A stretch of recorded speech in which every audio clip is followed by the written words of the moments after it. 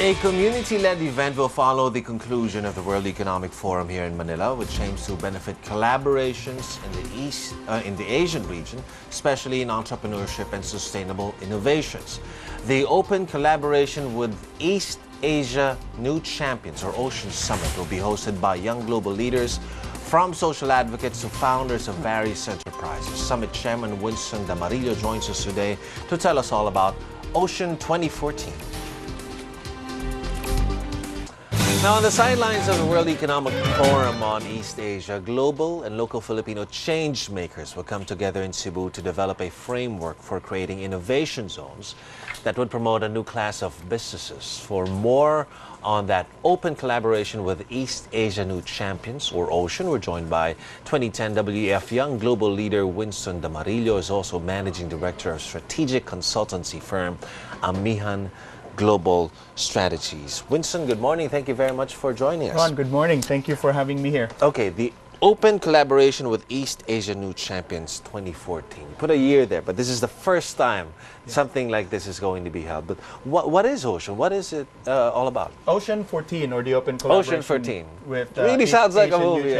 We wanted to make it sound a little more catchy so that it people get is, interested. it is actually. But Ocean is a post-event of the World Economic Forum. It starts at the conclusion of the World Economic Forum East Asia 2014. And with Ocean, we're able to gather a community of the World Economic Forum called the New Champions. Okay. These are a portion of the World Economic Community that includes the young global leaders, to which Karen and your own Karen Davila is an honoree. It combines it with the global shapers. We have a very rich set of Filipinos here in Manila and in Cebu that are under 30s that have achieved so much. And has been recognized by the World Economic Forum. Included in the group are the tech pioneers, people that have made waves in the technology space, and global growth companies. So, and then the social entrepreneurs, which Senator Bam Aquino is one of recognized participants on. So collectively, this group's called the New Champions.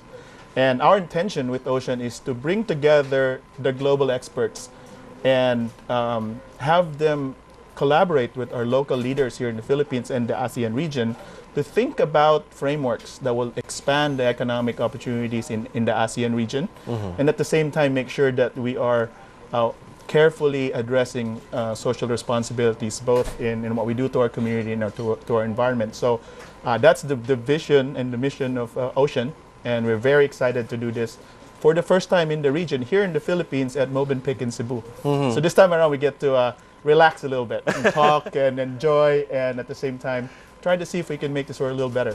Okay, so this is how I'm getting it. You have the leaders that will be attending the World Economic Forum, and since they're here in Manila, you're taking that opportunity and invited them to go to Cebu, and then have the new champions come in and talk with them directly. For the World Economic Forum, the way I'm getting it is it's mostly leaders talking about how they can make the world a better place. But here you're talking to the community. You're talking to the young global leaders, the social entrepreneurs, who can actually make action plans directly. Correct. Not anymore from the leaders, and it doesn't have to trickle down. You're going to talk to these people directly who are actually doing something of it. Yeah, it's no longer just leaders talking to leaders, right? And what's really fascinating with every World Economic Forum event, starting with Davos and all the regional events, is that we get to share global best practices. We get to compare notes, right? We get to talk about how people address disasters in different places, how people expanded their economic zones around the world. And what we really wanted to do is to go beyond that, beyond talking amongst ourselves, but bring that conversation to the community which we want to impact, in this case the Philippines and the ASEAN region. So that combination, that collaboration of the community that is fostered by the World Economic Forum and our local leaders here in the Philippines and in some cases in the ASEAN region really is our intent for the World Economic Forum community to be more accessible, to share the rich views that we get benefit from having all these conferences, and try to make an impact and do something on the ground, and basically work hand in hand, toe to toe, side by side with our Filipino leaders here. But for Ocean, are you going to come up with an actionable plan? Of course, it's going to be a forum. It's going to be a talk between leaders and the new champions. You're going to be learning a lot of things. But is there going to be an action plan or something, a goal that can be implemented right after that? Well, we're trying to create an impact, and one area is that that's where you want to start. That's where we want to start, okay, right? Okay. So this forum, the best way to look at Ocean is it's not an end all; it's a kickoff.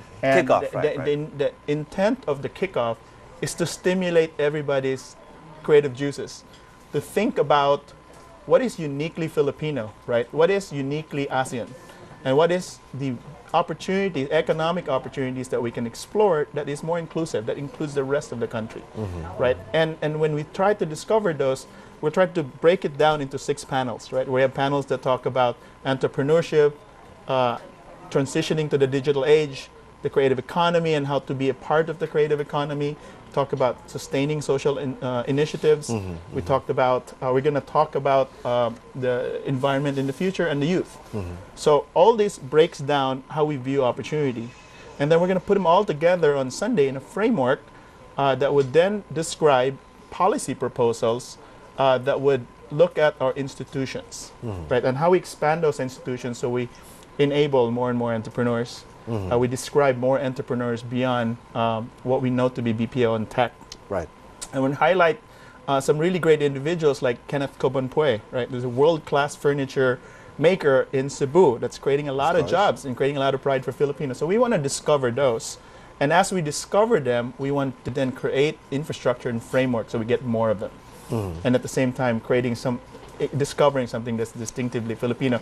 We are really fortunate. We have Senator Obama, or Senator Obama-Aquino, and Senator Obama-Aquino is coming. Senator Chis Escudero is coming, and combining that with some undersecretaries from trade and from finance, that's going to go work with us into this panel. We're also going to have local entrepreneurs. Right? They'll hear it from the horse's mouth. People that are living day to day and trying to make a difference as startups and businesses. And then we have the World Economic Forum New Champions, who has the best practices in their mind. We have J.K. Srinivasan from MIT, who wrote the book Lean Transformation. He's going to talk about how do we transform from a traditional business to the next generation business. We have Mark Vlasic, a White House fellow and former White House fellow and a professor at Georgetown University. Is going to talk about best practices and how to bring you got a lot of guests. To bear. So it's going to be a very, very interesting event. Right. Okay. You are going to have a guide for this year, some sort of a theme. It's going to be talking about sustainable innovation. What is sustainable innovation? How do you define sustainable innovation?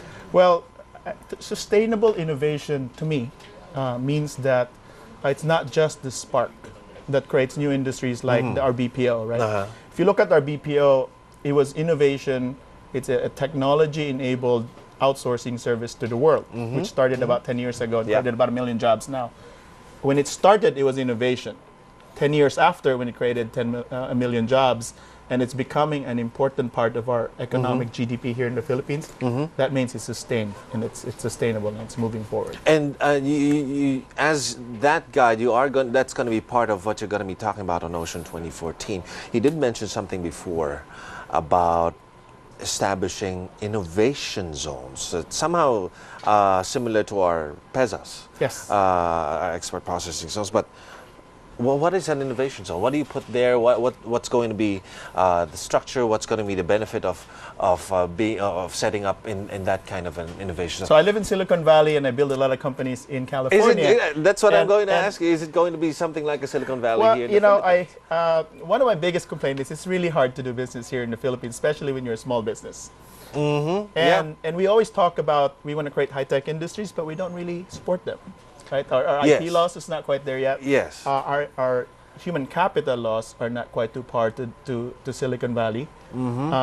And so we're a ways away from making ourselves ready for that particular framework. But there is an example that works here in the Philippines, PEZA.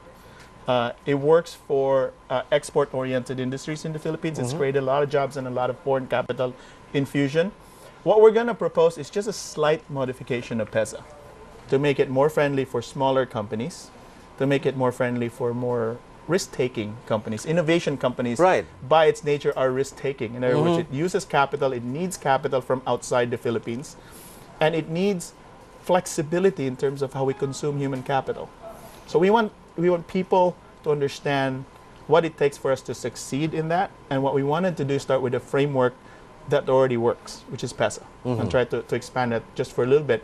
And instead of just complaining and talking about what should be, we're going to demonstrate and showcase people like Kenneth Cobanpuy to say, hey, if we do this, we'll get more industries in furniture, in fashion, in performing arts, in addition to tech and sciences, that will bring more revenue to the Philippines, and we can start that cycle now.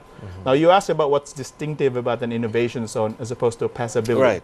Right. In my opinion, it's hyperconnectivity. That's why we're working with the telcos in the country to provide very large pipes, very reliable pipes that connects us to the internet from these facilities.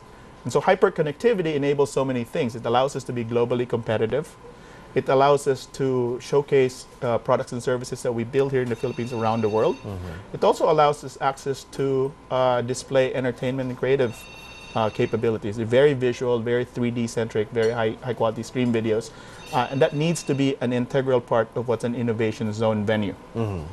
So I would say it's a PESA building with some modifications on its guidelines and rules to make it more friendly for small businesses and high risk, high reward businesses. And finally, the most important anchor to an innovation zone is hyperconnectivity, access to big pipes and really reliable data centers. It's a really nice idea. It sounds like a really nice idea to me, but when do you see this happening? Do you see this happening in the country? I can see it happening because of two things. One is we're going to ask the government to help, but we're not going to rely on them to make it work. That's what we need. So that's what you would need for that. Yeah, so the essence of this discussion on Sunday is really igniting PPP in a different way. It's a privately led PPP discussions. And we're going to talk about it in the context of there is a potential growth in GDP that can be brought to the table here, and that the private sector is going to lead the way, and that we wanted to make this a framework that allows us to take leadership and distinction within the ASEAN region. Okay, beyond the ocean, beyond Ocean 14, but we're talking about leaders, WEF leaders, global leaders, business leaders, talking to new champions, but you're saying this is going to be a limited audience, about 100 members of those new champions that you call them. How do you bring that outside of the new champions? How do you talk to the community after that? How do you Ocean is the first step. We're already connecting people within Ocean. What we're hoping to do beyond the Ocean Summit, which is happening on the weekend, is to continue the dialogue. And dialogues continue when we're creating innovation zones, and there's actually actionable items that we're going to be following through. We're inviting venture capitalists and entrepreneurs that are interested to collaborate with the Philippines in the event. So we're hoping that what comes out of the summit is not just a lot of conversation, but actually people doing business. And we're also looking forward to even local governments cooperating. So for instance, Singapore is a country that has a lot of capabilities today in financial infrastructure and intellectual property, but has some challenges in human capital. Well, we have human capital, and we're missing this infrastructure. So we're trying to see if we can create bridges like that. And so, like I said, the summit is just a kickoff. It's just a place to start, and we're hoping that coming out of the summit, we're going to strengthen bridge building between the new champions in the Philippines, between Filipinos amongst themselves and our neighbors like Singapore. Nice. Okay, the summit is going to be held this week, starting May 23. That's this Friday. It's going to start on Friday. On Friday. Go through the end, mid of Sunday, and we're hoping that the output of this summit is something we can share as a follow-up with you and to the rest of the country. Ocean 14 Summit Chair Winston Damarillo, thank you very much. Thank you very for much joining us this morning. Thank you. Thailand's army declares martial law. And singer Freddie Aguilar reacts to his daughter's accusations.